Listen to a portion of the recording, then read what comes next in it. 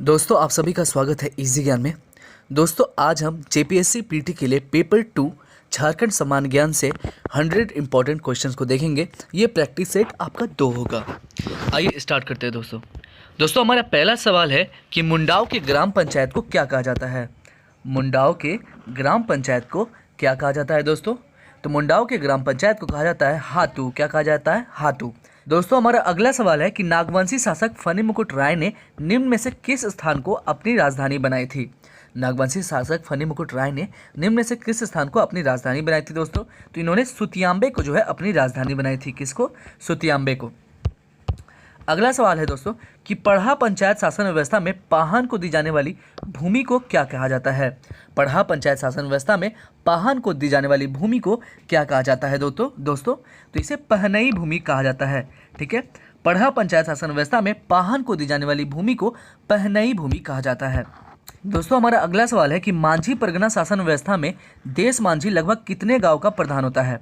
मांझी परगना शासन व्यवस्था में देश मांझी जो है लगभग कितने गांव का प्रधान होता है? तो ये 5 से 8 गांव का प्रधान होता है मांझी परगना शासन व्यवस्था में देश मांझी। चलते हैं दोस्तों अगले सवाल की ओर। हमारा अगला सवाल हमसे कहता है दोस्तों कि हो जनजाति की पारंपरिक शासन व्यवस्था को किस नाम से जाना जाता है। हो जनजाति की पारंपरिक शासन व्यवस्था को किस नाम से जाना जाता है दोस्तों? तो ये जो है मुंडा मानकी शासन व्यवस्था के नाम से जाना जाता है। किसके नाम से? मुंडा मानकी शासन व्यवस्था के नाम से जाना जाता है हो जनजाति की पारंपरिक शासन व्यवस्था। दोस्तों चलते दोस्तों अगले सवाल की ओर। हमारा अगला सवाल है दोस्तों कि पहाड़ी खड़िया गांव का प्रधान निम्न में से कौन होता है। पहाड़ी खड़िया गांव का जो प्रधान है निम्न में से कौन होता है दोस्तों? तो डंडिया होता है। कौन होता है? डंडिया ही पहाड़ी खड़िया गांव का प्रधान होता है दोस्तों। चलते दोस्तों अगले सवाल की ओर। हमारा अगला सवाल कहता है कि बिरहोर जनजाति के लोग विभिन्न शिकार समूह में बटे होते हैं, जिसे क्या कहा जाता है। बिरहोर जनजाति के लोग जो है विभिन्न शिकार समूह में बटे होते हैं, जिसे क्या कहा जाता है दोस्तों? तो इसे टंडा कहा जाता है। ठीक है, बिरहोर जनजाति के लोग जो है विभिन्न शिकार समूह में बट जाते हैं और जिसे हम टंडा कहते हैं। चलते दोस्तों अगले सवाल की ओर। कहता है बेंगा जनजाति की शासन व्यवस्था में मुकदमा की सहायता निम्न में से कौन करता है। बेंगा जनजाति की शासन व्यवस्था में मुकदमा की सहायता जो है निम्न में से कौन करता है दोस्तों? तो दोनों ही। ठीक है, कौन कौन? सयाना भी और सिख भी। सयाना और सिख भी जो है बेंगा जनजाति की शासन व्यवस्था में मुकदमा की सहायता करता है दोस्तों। तो हमारा जवाब हो जाएगा उपरोक्त दोनों। चलते दोस्तों अगले सवाल की ओर। हमारा अगला सवाल कहता है कि सदानों की गांवों की पहचान अखड़ा से होती है। करम उत्सव में लड़कियों का सामूहिक नृत्य कहाँ होता है। सदानों के गांवों की पहचान अखड़ा से होती है। करम उत्सव में लड़कियों का सामूहिक नृत्य जो है ये कहाँ होता है दोस्तों? तो ये अखड़ा में होता है। कहाँ पे होता है? अखड़ा में। चलो दोस्तों अगले सवाल की ओर।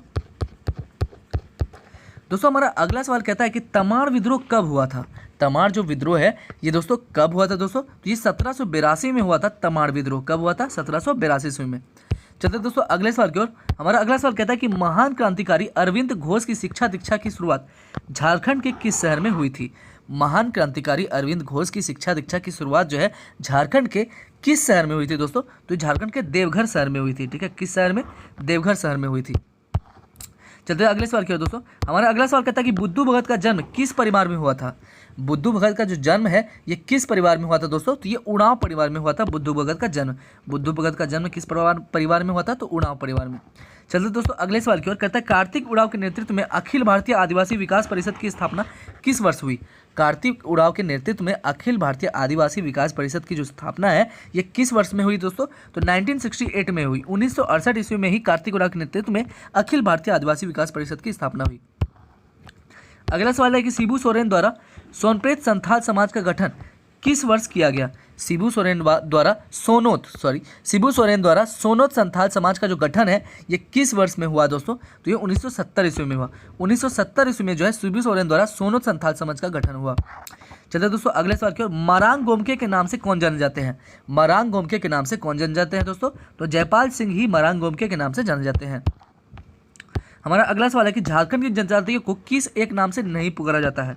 झारखंड की जनजातियों को किस एक नाम से नहीं पुकारा जाता है? तो दोस्तों हमारा जवाब हो जाएगा दीकू, क्योंकि दीकू जो है सदानों को कहा जाता है। सदान कौन होते हैं? ये गैर जनजाति मूल निवासी होते हैं। चलते दोस्तों अगले सवाल की ओर। कहता है संथाल जनजाति में सर्वाधिक प्रचलित विवाह क्या है। संथाल जनजाति में जो है सर्वाधिक प्रचलित विवाह क्या है दोस्तों? किरिंग बापला जो है किरिंग बापला जो है संथाल जनजाति में सर्वाधिक प्रचलित विवाह है दोस्तों। हमारा अगला सवाल है कि झारखंड में किस जनजाति का सर्वाधिक विकास हुआ है। झारखंड में सबसे ज़्यादा किस जनजाति का जो है सर्वाधिक विकास हुआ है दोस्तों, तो उड़ाव का है जो है सर्वाधिक विकास हुआ है। झारखंड में उड़ाव जनजाति का जो है सर्वाधिक विकास हुआ है दोस्तों। हमारा अगला सवाल है दोस्तों कि लोहार जनजाति की भाषा कैसी है, क्या है। लोहार जनजाति की जो भाषा है वो क्या है दोस्तों, तो इसकी जो भाषा है ये है सदानी। लोहार जनजाति की भाषा कैसी है, सदानी है। क्या है, सदानी है। चलते दोस्तों अगले सवाल की ओर। हमारा अगला सवाल कहता है कि झारखंड के किस मंदिर को नौलखा मंदिर के नाम से भी जाना जाता है। झारखंड के किस मंदिर को नौलखा मंदिर के नाम से भी जाना जाता है दोस्तों। युगल मंदिर को जो है, ठीक है, नौलखा मंदिर के नाम से भी जाना जाता है। झारखंड की यही एक मंदिर है जिसे नौलखा मंदिर भी कहते हैं। चलते दोस्तों अगले सवाल की ओर। हमारा अगला सवाल कहता है कि निम्न में से सरहुल पर्व के अवसर पर कौन सा लोकगीत गाया जाता है। निम्न में से सरहुल पर्व के अवसर पर कौन सा लोकगीत गाया जाता है दोस्तों, तो ये जदुर गाया जाता है। जदुर लोकगीत जो है सरहुल पर्व के अवसर पर गाया जाता है दोस्तों। चलते दोस्तों अगले सवाल की ओर। हमारा अगला सवाल हमसे कहता है कि निम्नलिखित में से कौन सा लोक नृत्य पुरुषों द्वारा स्त्री वेश धारण करके किया जाता है दोस्तों। निम्नलिखित में से कौन सा लोक नृत्य जो है पुरुषों द्वारा स्त्री वेश धारण करके किया जाता है दोस्तों, तो ये नेटवा नृत्य। ठीक है, नेटवा नृत्य जो है ये जो है इसमें जो पुरुष जो है स्त्री का वेश धारण करके लोक नृत्य करते हैं। चलते हैं दोस्तों अगले सवाल की ओर। हमारा अगला सवाल कहता है कि निम्न में से कौन सा एक वाद्य झारखंड का तालवाद्य नहीं है। निम्न में से कौन सा एक वाद्य जो है झारखंड का तालवाद्य नहीं है दोस्तों, तो केंद्रा जो है झारखंड का तालवाद्य नहीं है। अगला सवाल है कि निम्न में से कौन एक झारखंड की, एक मिनट, अगला सवाल है दोस्तों कि निम्न में से कौन एक झारखंड की जनजाति का सबसे बड़ा पर्व है। ठीक है, निम्न में से कौन जो है एक झारखंड की जनजाति का सबसे बड़ा पर्व है दोस्तों, तो ये कौन सा पर्व है, सरहुल। ठीक है, सरहुल जो है झारखंड की जनजातियों का सबसे बड़ा पर्व है दोस्तों। हमारा अगला सवाल है कि इनमें से किस जिले में मंडा मेला का आयोजन नहीं किया जाता है।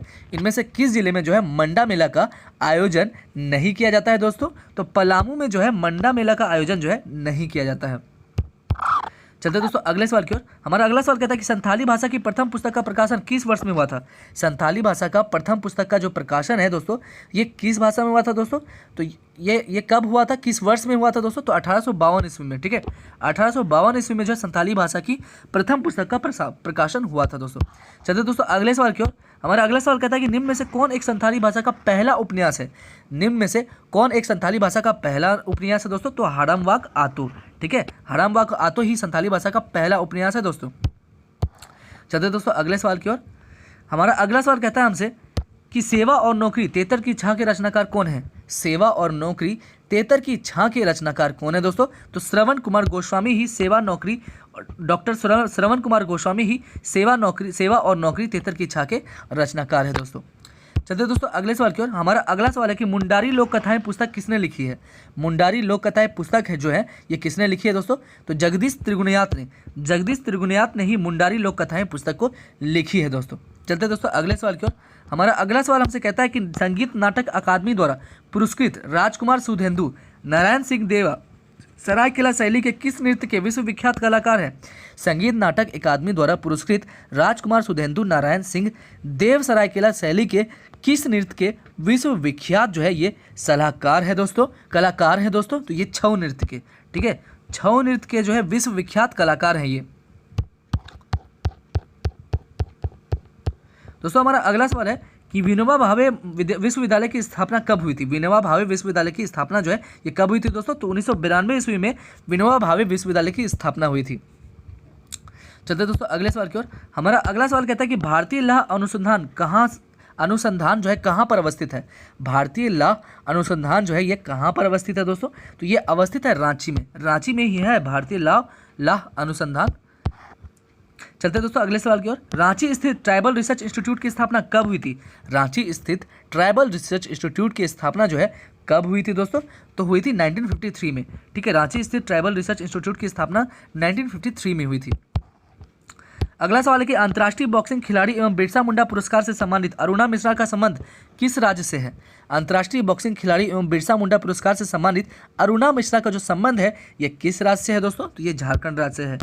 किस राज्य से? झारखंड राज्य से। दोस्तों हमारा अगला सवाल है कि बिरसा स्टेडियम कहाँ स्थित है? बिरसा स्टेडियम जो है ये दोस्तों कहाँ स्थित है दोस्तों? तो ये रांची में स्थित है। बिरसा स्टेडियम रांची में स्थित है। चलते दोस्तों अगले सवाल की ओर। हमारा अगला सवाल कहता है कि भारतीय क्रिकेट टीम के सदस्य वरुण एरोन किस राज्य के रहने वाले हैं?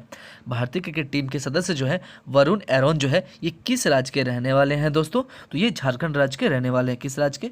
झारखंड राज्य के। अगला है कि सिद्धू कान्हू इंडोर स्टेडियम कहाँ स्थित है? सिद्धू कान्हू इंडोर स्टेडियम जो है ये कहाँ स्थित है दोस्तों? तो ये दुमका में है। सिद्धू कान्हू इंडोर स्टेडियम कहाँ पे स्थित है? तो ये दुमका में है। अगला सवाल है कि सुशील वर्मा किस खेल के प्रशिक्षक हैं? सुशील वर्मा जो है ये किस खेल के प्रशिक्षक है दोस्तों? तो ये फुटबॉल खेल के प्रशिक्षक हैं सुशील वर्मा। किस खेल के? फुटबॉल खेल के। दोस्तों चलते हैं अगले सवाल की ओर। हमारा अगला सवाल हमसे कहता है दोस्तों कि छोटा नागपुर काश्तकारी अधिनियम के तहत डिक्री का क्या तात्पर्य है? छोटा नागपुर काश्तकारी अधिनियम के तहत जो है डिक्री का क्या तात्पर्य है दोस्तों? तो डिक्री से तात्पर्य हमारा है सिविल न्यायालय का आदेश। सिविल न्यायालय का आदेश ही है डिक्री का अर्थ। चलिए दोस्तों अगले सवाल की ओर। हमारा अगला सवाल कहता है कि छोटा नागपुर काश्तकारी अधिनियम के अनुसार कोड़कर भूमि पर कितने वर्ष तक का मालगुजारी नहीं लगाया जा सकता है, नहीं लगाई जाती है? छोटा नागपुर काश्तकारी अधिनियम के अनुसार कोड़कर भूमि पर कितने वर्षों तक मालगुजारी जो है नहीं लगाई जाती है दोस्तों? तो 4 वर्षों तक इनमें जो है मालगुजारी नहीं लगाई जाती है। आइए दोस्तों अगले सवाल की ओर चलते हैं। हमारा अगला सवाल कहता है कि छोटा नागपुर काश्तकारी अधिनियम 1908 की किस धारा के अंतर्गत उपायुक्त के आदेश से भूमि को कोड़कर में परिवर्तन किया जा सकता है दोस्तों? छोटा नागपुर काश्तकारी अधिनियम 1908 की किस धारा के अंतर्गत उपायुक्त के आदेश से भूमि को कोड़कर में परिवर्तन किया जा सकता है दोस्तों? तो धारा 64 के अंतर्गत। ठीक है, धारा 64 के अंतर्गत जो है उपायुक्त के आदेश से भूमि को कोड़कर में परिवर्तन किया जा सकता है।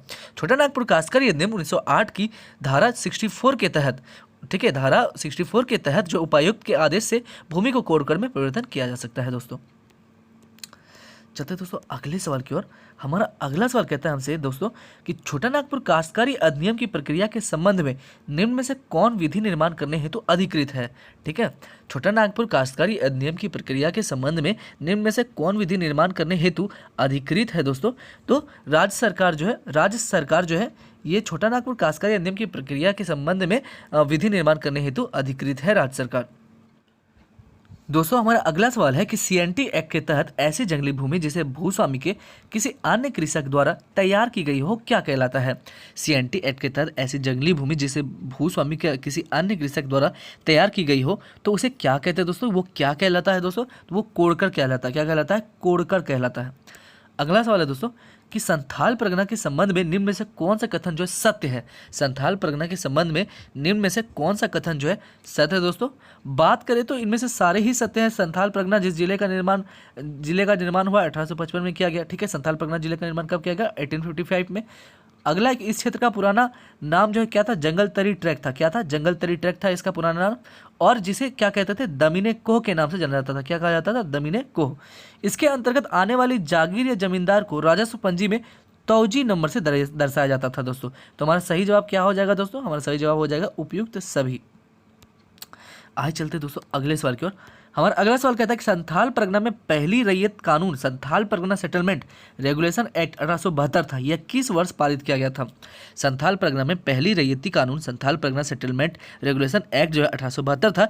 यह किस वर्ष में पारित किया गया था दोस्तों? तो यह 1872 ईस्वी में पारित किया गया था। किस वर्ष में? 1872 ईस्वी में यह पारित किया गया था दोस्तों। चलते दोस्तों अगले सवाल की ओर। हमारा अगला सवाल कहता है कि संथाल परगना काश्तकारी अधिनियम 1949 की किस धारा के तहत किसी पहाड़ी या गांव में बंजर भूमि का बंदोबस्त गैर पहाड़ी के साथ नहीं किया जा सकता है दोस्तों? कहता है कि संथाल परगना काश्तकारी अधिनियम 1949 की किस धारा के तहत किसी पहाड़ी या गाँव में बंजर भूमि का बंदोबस्त गैर पहाड़ी के साथ नहीं किया जा सकता है दोस्तों? धारा 41 के अंतर्गत। ठीक है, धारा 41 के तहत। चलते दोस्तों अगले सवाल की ओर। हमारा अगला सवाल है कि संथाल परगना काश्तकारी अधिनियम 1949 में भू अभिलेखों के निर्माण और लगान बंदोबस्त का वर्णन नहीं है। उनके लिए निम्न में से कौन से नियम पूर्व से ही बने हैं? संथाल परगना काश्तकारी अधिनियम 1949 में भू अभिलेखों के निर्माण और लगान बंदोबस्त का वर्णन नहीं है। उनके लिए निम्न में से कौन से नियम जो है पूर्व में ही बने हैं दोस्तों? तो उनके लिए जो है कौन कौन से नियम बने हैं? संथाल परगना बंदोबस्त विनियमन बने हैं। ठीक है, 1872 वाला, और संथाल परगना लगान विनियमन 1876 वाला, ये दोनों ही बने हैं। तो हमारा जवाब हो जाएगा दोस्तों ए और बी दोनों ही। आइए चलते दोस्तों अगले सवाल की ओर। कहता है मुगल शासक के समय झारखंड में पहली बार मालगुजारी व्यवस्था लागू की गई थी। ठीक है, मुगल शासक के समय झारखंड में पहली बार मालगुजारी व्यवस्था लागू की गई थी दोस्तों। तो ये कब लागू की गई थी दोस्तों? 1765 ईस्वी में। कब? 1765 में। 1765 ईस्वी में मुगल शासक के समय झारखंड में पहली बार मालगुजारी की व्यवस्था लागू की गई थी। तो हमारा अगला सवाल है कि निम्न में से कौन सर्वे भूमि सर्वेक्षण से संबंधित है? निम्न में से कौन सा सर्वे जो है भूमि सर्वेक्षण से संबंधित है दोस्तों? तो उपरोक्त तीनों ही। ठीक है, कौन से? टर्वर्स सर्वे भी संबंधित है ना, थाकवर्स सर्वे भी और कैडस्ट्रल सर्वे भी। ठीक है, टर्वर्स सर्वे, थाकवर्स सर्वे, कैडस्ट्रल सर्वे, उपरोक्त तीनों ही हमारा सही जवाब हो जाएगा। चलते दोस्तों अगले सवाल की ओर। हमारा अगला सवाल कहता है कि छोटा नागपुर भूस्वामी एवं काश्तकारी प्रक्रिया अधिनियम को कब लागू किया गया था? छोटा नागपुर भूस्वामी एवं काश्तकारी प्रक्रिया अधिनियम को दोस्तों कब लागू किया गया दोस्तों? तो इसे लागू किया गया था 1879 ईस्वी में। 1879 ईस्वी में ही छोटा नागपुर भूस्वामी एवं काश्तकारी प्रक्रिया अधिनियम को लागू किया गया था दोस्तों। अच्छा तो नेक्स्ट सवाल की ओर। कहता है क्षेत्रफल की दृष्टि से झारखंड का सबसे बड़ा जिला कौन सा है? क्षेत्रफल की दृष्टि से झारखंड का सबसे बड़ा जिला कौन सा है दोस्तों? तो ये है पश्चिम सिंहभूम। पश्चिम सिंहभूम ही क्षेत्रफल की दृष्टि से झारखंड का सबसे बड़ा जिला है। चलते दोस्तों अगले सवाल की ओर। झारखंड का सर्वोच्च शिखर कौन है? झारखंड का सर्वोच्च शिखर कौन है दोस्तों? तो झारखंड का सर्वोच्च शिखर है पारसनाथ। कौन है? पारसनाथ ही झारखंड का सर्वोच्च शिखर है। अगला सवाल है कि झारखंड पठार की औसत ऊंचाई कितनी है? झारखंड पठार की औसत ऊंचाई कितनी है दोस्तों? 600 मीटर। कितनी है? 600 मीटर ही झारखंड पठार की औसत ऊंचाई है। अगला सवाल है कि झारखंड की किस नदी में रेत में सोना पाया जाता है? झारखंड की किस नदी में जो है रेत में सोना पाया जाता है दोस्तों? स्वर्ण रेखा में। स्वर्ण रेखा में ही झारखंड की यही एक नदी है जहाँ पे रेत में भी सोना पाया जाता है। अगला सवाल है कि गंगा नदी झारखंड के किस जिले से होकर गुजरती है? गंगा नदी जो है झारखंड के किस जिले से होकर गुजरती है दोस्तों? तो ये साहिबगंज से होकर गुजरती है। साहिबगंज से होकर ही गंगा नदी गुजरती है। अगला सवाल है कि डिमना डैम किस नदी पर स्थित है? डिमना डैम जो है ये किस नदी पर स्थित है दोस्तों? तो डिमना डैम स्थित है स्वर्ण रेखा पर। स्वर्ण रेखा पर ही डिमना डैम अवस्थित है दोस्तों। चलते दोस्तों अगले सवाल की ओर। हमारा अगला सवाल कहता है दोस्तों कि झारखंड में सर्वाधिक क्षेत्र पर कौन सी फसल बोई जाती है? तो झारखंड में सर्वाधिक क्षेत्र पर कौन सी फसल बोई जाती है? तो धान बोई जाती है। कौन बोई जाती है? धान बोई जाती है। अगला सवाल दोस्तों, झारखंड राज्य में सबसे ज़्यादा वन क्षेत्र किस जिले में है? झारखंड राज्य में जो है सबसे ज़्यादा वन क्षेत्र किस जिले में दोस्तों? तो झारखंड राज्य में सबसे ज़्यादा वन क्षेत्र जो है लातेहार में है। किस जिले में? लातेहार में ही है झारखंड राज्य में सबसे ज़्यादा वन क्षेत्र। अगला सवाल है दोस्तों कि रत्नागर्भा किसे कहते हैं? रत्नागर्भा जो है ये किसे कहते हैं दोस्तों? तो झारखंड को कहते हैं। झारखंड को ही रत्नागर्भा कहते हैं। दोस्तों हमारा अगला सवाल है कि भारत में 58% अर्भरक झारखंड में पाया जाता है। ठीक है, इस अर्भरक को क्या कहा जाता है? भारत में 58% अर्भरक झारखंड में पाया जाता है। इस अर्भरक को क्या कहा जाता है दोस्तों? तो इसे कहा जाता है रूबी। क्या कहा जाता है? रूबी कहा जाता है। हमारा अगला सवाल है कि झारखंड की प्रथम औद्योगिक नीति कब अधिसूचित की गई थी? झारखंड की प्रथम औद्योगिक नीति जो है ये कब अधिसूचित की गई थी दोस्तों? तो 1 मार्च 2001 को झारखंड की प्रथम औद्योगिक नीति अधिसूचित की गई थी। दोस्तों हमारा अगला सवाल कहता है हमसे कि निम्न में से कौन सा एक झारखंड की औद्योगिक नीति का उद्देश्य नहीं है? निम्न में से कौन सा जो है जो झारखंड की औद्योगिक नीति का उद्देश्य नहीं है दोस्तों? तो राज्य में पर्यटन क्षेत्रों का एकीकृत विकास करना जो है ये नहीं है। बाद बाकी राज्य में विनिर्माण एवं प्रसंस्करण उद्योग को प्रोत्साहित करना भी है, राज्य के भीतर क्षेत्रीय विषमता को दूर करना भी है और राज्य में निवेश हेतु सुगम व भाव मुक्त वातावरण का निर्माण करना भी है दोस्तों। ठीक है, तो निम्न में से कौन झारखंड की औद्योगिक नीति का उद्देश्य नहीं है? तो राज्य में झारखंड औद्योगिक नीति का ये उद्देश्य नहीं कि राज्य में पर्यटन क्षेत्रों का एकीकृत विकास करना। आइए चलते दोस्तों अगले सवाल की ओर। कहता है कि पुनर्स्थापना एवं पुनर्वास योजना के तहत की गई किसी घोषणा को कम से कम कितने समाचार पत्रों में प्रकाशित किया जाना अनिवार्य है? पुनर्स्थापना एवं पुनर्वास योजना के तहत की गई किसी घोषणा को कम से कम कितने समाचार पत्रों में प्रकाशित किया जाना जो है अनिवार्य है दोस्तों? तो 3। कितने? 3। चलते दोस्तों अगले सवाल की ओर। हमारा अगला सवाल हमसे कहता है कि यदि किसी विस्थापित परिवार के पास पशु हो तो उसे पशुशाला के निर्माण हेतु पुनर्स्थापना एवं पुनर्वास नीति के तहत कितनी राशि सहायता उपलब्ध कराई जाएगी दोस्तों? ठीक है, यदि किसी विस्थापित परिवार के पास पशु हो तो उसे पशुशाला के निर्माण हेतु पुनर्स्थापना एवं पुनर्वास नीति के तहत कितनी राशि जो है सहायता के रूप में दोस्तों उपलब्ध कराई जाएगी दोस्तों? तो 35,000 रुपये। ठीक है, 35,000 रुपये जो है सहायता के रूप में उपलब्ध कराई जाएंगी। ठीक है, चलते दोस्तों अगले सवाल की ओर। अगला सवाल हमसे कहता है दोस्तों कि प्रत्यार्पण नीति के तहत दी जाने वाली पुरस्कार राशि को उग्रवादी संगठन में स्थान के आधार पर कितनी श्रेणियों में विभाजित किया गया है? प्रत्यार्पण नीति के तहत दी जाने वाली पुरस्कार राशि को उग्रवादी संगठन में के स्थान पर के आधार पर जो है उग्रवादी संगठन में स्थान के आधार पर कितनी श्रेणियों में इन्हें विभाजित किया गया है दोस्तों? तो इसे 10 श्रेणियों में विभाजित किया गया है। कितने श्रेणी में? 10 श्रेणियों में इन्हें विभाजित किया गया है दोस्तों। चलते दोस्तों अगले सवाल की ओर। हमारा अगला सवाल है दोस्तों कि झारखंड राज्य की पर्यटन नीति कब घोषित की गई थी? झारखंड राज्य की जो पर्यटन नीति है दोस्तों, तो ये कब घोषित की गई थी दोस्तों? तो ये 2015 में घोषित की गई थी। 2015 में ही झारखंड राज्य की पर्यटन नीति घोषित की गई थी। अगला सवाल है दोस्तों कि Tata engineering and locomotive company Telco कहाँ स्थित है? ठीक है, Tata engineering and locomotive company जो है टेल्को दोस्तों, ये कहाँ स्थित है दोस्तों? तो ये स्थित है जमशेदपुर में। जमशेदपुर में ही Tata engineering and locomotive company TELCO स्थित है दोस्तों। दोस्तों हमारा अगला सवाल है कि झारखंड में तांबा का कारखाना कहाँ अवस्थित है? ठीक है, झारखंड में जो है तांबा का जो कारखाना है दोस्तों, ये कहाँ अवस्थित है दोस्तों? तो ये घाटशिला में अवस्थित है। कहाँ पे? घाटशिला में ही है झारखंड में तांबा का कारखाना। अगला सवाल हमसे कहता है दोस्तों कि यूरेनियम प्रोसेसिंग प्लांट कहाँ स्थित है? यूरेनियम प्रोसेसिंग प्लांट जो है दोस्तों, ये कहाँ स्थित है दोस्तों? तो ये घाटशिला में ही है यूरेनियम प्रोसेसिंग प्लांट। आइए चलते हैं दोस्तों अगले सवाल की ओर। हमारा अगला सवाल कहता है कि हिंदुस्तान कॉपर लिमिटेड कहाँ अवस्थित है? हिंदुस्तान कॉपर लिमिटेड जो है ये कहाँ अवस्थित है दोस्तों? तो ये घाटशिला में ही है। घाटशिला में ही है हिंदुस्तान कॉपर लिमिटेड। अगला सवाल है दोस्तों कि झिंक पानी सीमेंट संयंत्र जो है ये किस जिले में अवस्थित है? झिंक पानी सीमेंट संयंत्र जो है दोस्तों, ये किस जिले में अवस्थित है? तो ये पश्चिम सिंहभूम में अवस्थित है। पश्चिम सिंहभूम में है झिंक पानी सीमेंट संयंत्र। आइए दोस्तों चलते हैं अगले सवाल की ओर। हमारा अगला सवाल है कि गोकुल ग्राम विकास योजना का प्रारंभ कब हुआ था? गोकुल ग्राम विकास योजना का जो है आरंभ कब हुआ था दोस्तों? तो 1 अप्रैल 2002 को गोकुल ग्राम विकास योजना का आरंभ हुआ था। कब? 1 अप्रैल 2002 को। आइए दोस्तों चलते हैं अगले सवाल की ओर। हमारा अगला सवाल है दोस्तों कि मुख्यमंत्री जन वन योजना के तहत कुल कितने पौधे लगाने का लक्ष्य है?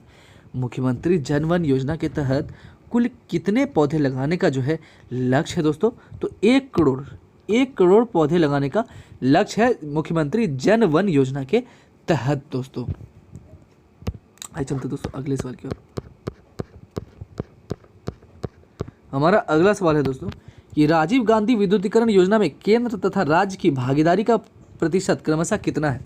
राजीव गांधी विद्युतीकरण योजना में केंद्र तथा राज्य की भागीदारी का प्रतिशत दोस्तों क्रमशः कितना है दोस्तों? तो ये 90:10 का है।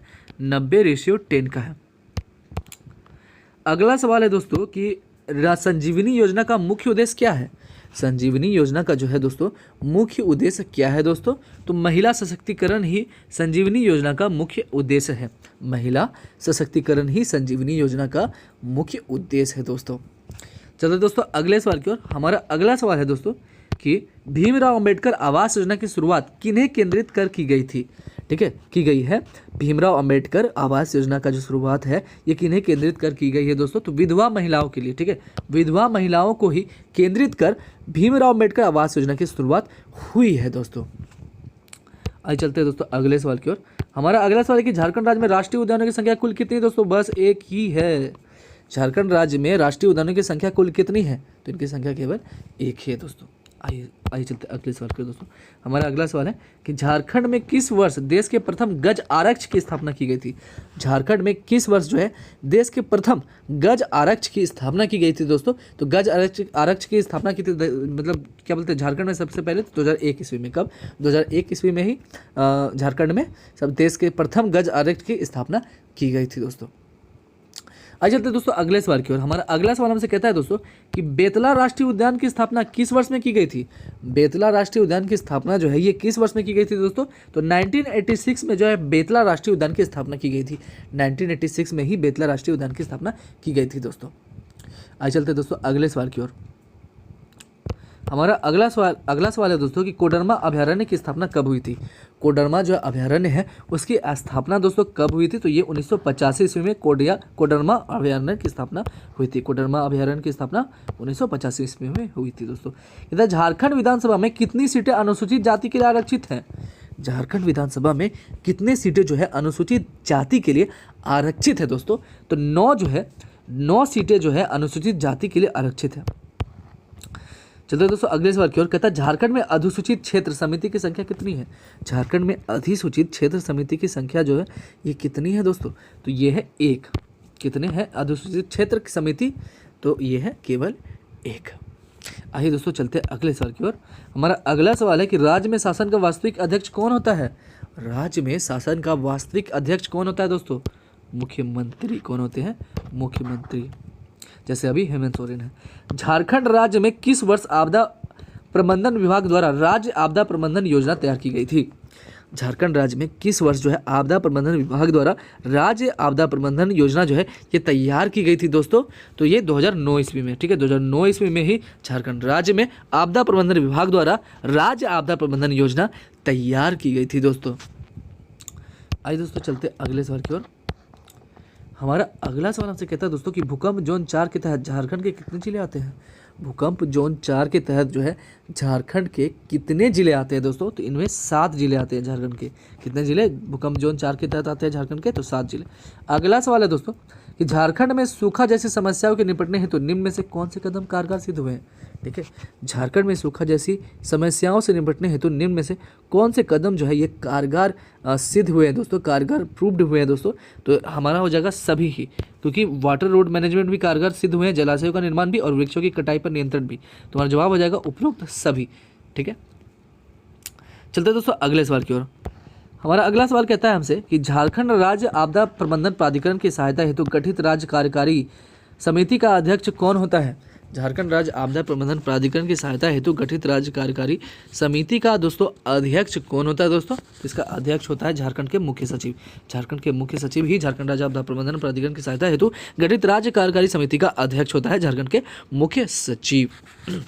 चलिए दोस्तों अगले सवाल की ओर। हमारा अगला सवाल हमसे कहता है कि झारखंड में गिद्धों की कितनी प्रजातियां मुख्य रूप से पाई जाती है दोस्तों? तो 3 प्रजातियां पाई जाती है झारखंड राज्य में गिद्धों की।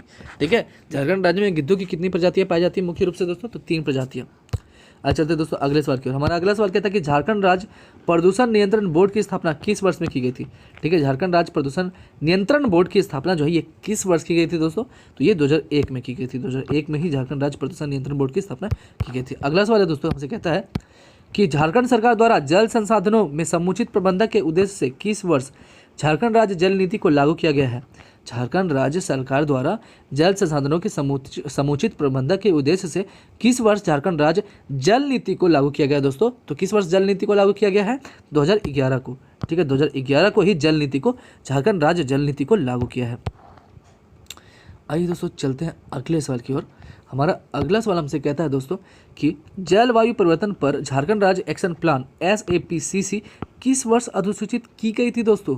तो ये अधिसूचित की गई थी 2014 में। ठीक है, 2014 में ही जलवायु परिवर्तन पर झारखंड राज्य एक्शन प्लान SAPCC जो है अधिसूचित की गई थी। आइए दोस्तों अगले सवाल की ओर। हमारा अगला सवाल कहता है कि पर्यावरणीय पर्यटन नीति में अभिन्न अंग बनाया गया है। ठीक है, पर्यावरणीय पर्यटन नीति में अभिन्न अंग बनाया गया है दोस्तों। किसे? तो वन्य जीव अभयारण्य को भी बनाया गया है और राष्ट्रीय पार्क को भी बनाया गया है। तुम्हारा सही जवाब हो जाएगा A और B दोनों दोस्तों। हमारा अगला सवाल है कि निम्न में से किस जिले में सघन वन नहीं है दोस्तों? तो निम्न में से किस जिले में सघन वन नहीं है दोस्तों? तो देवघर में भी सघन वन नहीं है, धनबाद में भी नहीं है और दुमका भी नहीं है। तो तीनों में ही जो है सघन वन नहीं है दोस्तों। तो हमारा जवाब हो जाएगा उपयुक्त सभी। आइए चलते दोस्तों अगले सवाल की ओर। हमारा अगला सवाल हमसे कहता है दोस्तों कि झारखंड बजट 2020 से 21 में किन 2 शहरों में हवाई अड्डा निर्माण करने का लक्ष्य रखा गया है? झारखंड बजट 2020 से 21 में किन 2 शहरों में जो है हवाई अड्डा निर्माण करने का दोस्तों लक्ष्य रखा गया दोस्तों? किन दोनों शहर में? तो दुमका एवं बोकारो में। ठीक है, दुमका एवं बोकारो में जो है झारखंड बजट 2020 से 21 में 2 शहरों में हवाई अड्डा निर्माण करने का लक्ष्य रखा है। आइए दोस्तों चलते हैं अगले सवाल की ओर। हमारा अगला सवाल कहता है कि मनरेगा से कृषि संसाधनों के विकास करने में झारखंड के किस देश कहता है झारखंड का जो है देश में कौन सा स्थान प्राप्त हुआ है? मनरेगा से कृषि संसाधनों के विकास करने में झारखंड का जो है देश में कौन सा स्थान प्राप्त हुआ है दोस्तों? तो पहला स्थान। ठीक है, फर्स्ट स्थान प्राप्त हुआ है। मनरेगा से कृषि संसाधनों के विकास करने में झारखंड का देश में कौन सा स्थान प्राप्त हुआ है? तो इसका पहला स्थान प्राप्त हुआ है दोस्तों। आइए दोस्तों चलते हैं अगले सवाल की ओर। हमारा अगला सवाल हमसे कहता है दोस्तों कि आकाशवाणी रांची के एनाउंसर सुनील सिंह बादल द्वारा लिखित झारखंड की ओलंपियन तीरंदाजी दीपिका कुमारी की ऑटोबायोग्राफी का नाम है? आकाशवाणी रांची के एनाउंसर सुनील सिंह बादल द्वारा लिखित झारखंड की ओलंपियन तीरंदाजी दीपिका कुमारी का ऑटोबायोग्राफी का नाम दोस्तों क्या है दोस्तों? तो इसका नाम है कहानी दिए से दीपिका बनने की। कहानी दिए से दीपिका बनने की, दिए से दीपिका बनने की। आइए दोस्तों चलते हैं अगले सवाल की ओर। कहता है झारखंड विधानसभा चुनाव 2019 में कुल कितने चरणों में संपादित हुआ था? ठीक है, झारखंड विधानसभा जो चुनाव है 2019 कुल कितने चरणों में जो है संपादित हुआ था दोस्तों? तो ये 4, ठीक है, 4 चरणों में संपादित हुआ था। आज दोस्तों अगले सवाल की ओर। कहता है भारतीय वन स्थिति सर्वेक्षण रिपोर्ट 2019 के अनुसार झारखंड में कुल वन का क्षेत्रफल कितना क्षेत्रफल है?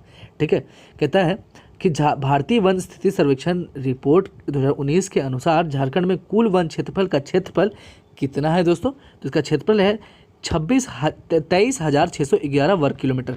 23,611 वर्ग किलोमीटर है भारतीय वन स्थिति सर्वेक्षण रिपोर्ट 2019 के अनुसार झारखंड में कुल वन का क्षेत्रफल।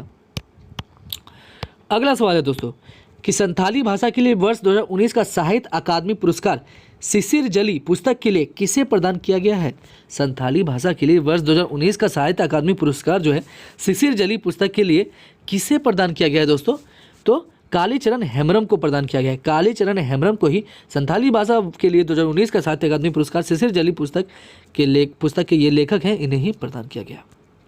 आखिरी सवाल है कि मुख्यमंत्री कृषि आशीर्वाद योजना के संदर्भ में निम्नलिखित कथनों पर आप विचार कीजिए। तो कहता है कथन कि झारखंड सरकार ने लघु एवं सीमांत किसानों को आर्थिक सहायता पहुंचाने के उद्देश्य से मुख्यमंत्री किसान आशीर्वाद योजना की शुरुआत की है दोस्तों। तो ये जो हमारा राइट हो जाएगा। अगला हमसे कहता है कि यह योजना किसान की आय को 2022 तक दोगुना करने की प्रधानमंत्री के संकल्प से जुड़ी है। तो ये भी राइट है। अगला कहता है कि इस योजना के तहत 1 एकड़ से 5 एकड़ तक के खेती योग्य या खेती करने वाले किसानों को आर्थिक सहायता प्रदान की जाएगी। ठीक है दोस्तों, तो ये भी हमारा राइट है। तो हमारा जवाब हो जाएगा दोस्तों कि 1, 2 एवं 3 सही।